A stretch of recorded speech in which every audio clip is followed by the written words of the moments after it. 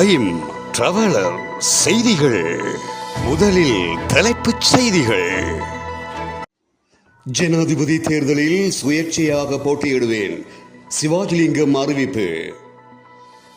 தமிழரின் தேசிய இன பிரச்சினைக்கு 13வது திருத்தம் தீர்வாக அமையாது இடித்துரைத்த சுமந்திரன். எதிர்க்கட்சி தலைவரால் வெறும் வாக்குறுதிகளை மட்டுமே வழங்க முடியும், சாணக்கியன் பகிரங்கம்.